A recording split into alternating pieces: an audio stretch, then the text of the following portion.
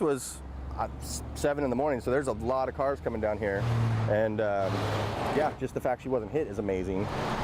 Chuck Hawley was driving to work this morning when he saw something in the middle of the road.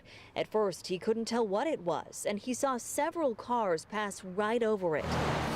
His heart sank when he realized it was alive. This little kitten, frightened and cold. And when I went to pick her up off the road, her feet were stuck to the road, and I'm like, uh-oh, and so I kind of start to pull her feet up, and it was like a rubber cement, so she was glued to the road. He says it was on all 4 paws, under her neck, and covering her tail. We were hoping that she had just walked through glue, but it was pretty apparent that someone had soaked her feet in glue and kind of rubbed it into her pads of her feet.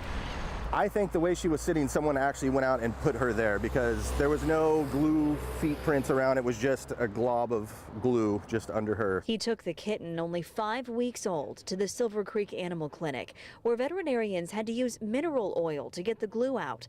They also found some puncture wounds on her neck, but aren't sure what caused them.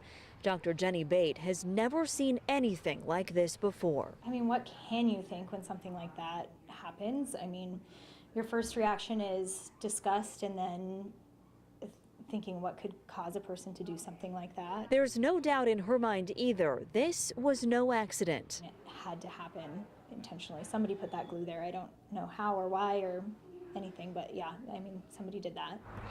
There's no way to know how long she was left in the road, and it's incredible that she wasn't run over. But now that she's been rescued, there's a happy ending to this story. She's going home permanently with Chuck. And the funny thing is, we were just talking about getting a cat a couple nights ago. Seems like there's easier ways for the cat to find us, but if that's how we're doing it, okay, I guess that's how we'll do it. Her new name? Of course, it's only fitting, given what she's been through. My wife named her Sticky.